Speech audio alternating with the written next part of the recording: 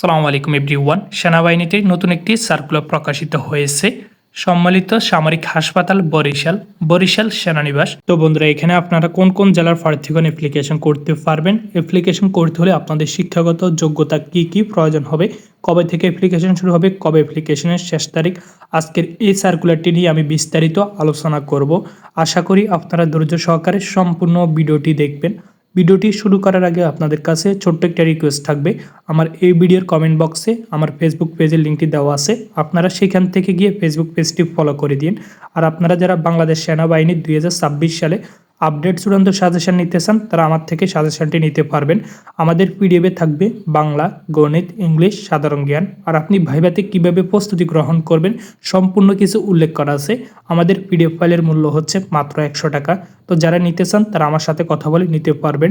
Description বক্সে আমার WhatsApp নাম্বারটি দেওয়া আছে। তো বন্ধুরা, এটি হচ্ছে সম্পূর্ণ একটি সেনাবাহিনী কর্তৃক পরিচালিত বিষয়। আউটসোর্সিং এর মাধ্যমে আপনাদেরকে নিয়োগ করা হবে, আর এটি হচ্ছে সম্পূর্ণ বাংলাদেশ সেনাবাহিনী কর্তৃক পরিচালিত। তো 7 নম্বর যে পদটি আছে সেটি হচ্ছে সামরিক ব্যক্তিবর্গ আয়া।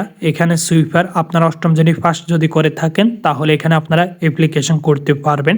এখানে আপনাদের বেতন স্কেল হবে 15,000 থেকে 18,000 টাকা পর্যন্ত। তো বন্ধুরা, আশা করি বুঝতে পারছেন। এরপর হচ্ছে মেডিকেল অ্যাসিস্ট্যান্ট নেওয়া হবে। এখানে 6 জন লোক নিয়োগ করা হবে। এখানে আপনাদের বেতন স্কেল হবে 25,000 থেকে 30,000 টাকা পর্যন্ত। এখানে আপনাদের শিক্ষাগত যোগ্যতা লাগবে ডিপ্লোমা অথবা এর সমানী পরীক্ষা আপনাকে উত্তীর্ণ হইতে হবে। প্রয়োজন অনুযায়ী অন্য যে কোনো বিশেষজ্ঞ একজন লোক নিয়োগ করা হবে। এখানে আপনাদের বেতন স্কেল হবে 80,000 থেকে 1,20,000 টাকা পর্যন্ত।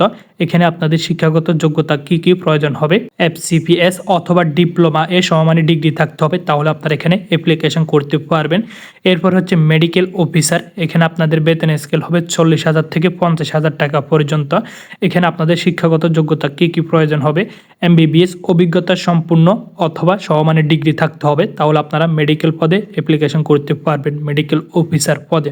2 নম্বর যে পদটি আছে সেটি হচ্ছে স্ত্রী রোগ বিদ্যা বিশেষজ্ঞ। এখানে আপনাদের বেতন স্কেল হবে 80,000 থেকে 1,20,000 টাকা পর্যন্ত। এখানে আপনাদের কি কি যোগ্যতা প্রয়োজন হবে, শিক্ষাগত যোগ্যতা FCPS, এখানে ডিগ্রিধারী অথবা সমমানের ডিগ্রি থাকতে হবে, তাহলে আপনারা এখানে অ্যাপ্লিকেশন করতে পারবেন। তো বন্ধুরা, 1 নম্বর যে পদটি আছে সেটি হচ্ছে চিকিৎসা বিশেষজ্ঞ। এখানে পদের সংখ্যা 1টি। এখানে আপনাদের বেতন স্কেল হবে 80,000 থেকে 1,20,000 টাকা পর্যন্ত। এখানে আপনাদের শিক্ষাগত যোগ্যতা কি কি প্রয়োজন হবে, FCPS, MD এ সমমানের ডিগ্রি থাকতে হবে, তাহলে আপনারা এখানে অ্যাপ্লিকেশন করতে পারবেন। তো এখানে আরও কি কি নিয়েছে শর্তাবলী দেওয়া আছে, এগুলো আমরা এখন দেখে নিব।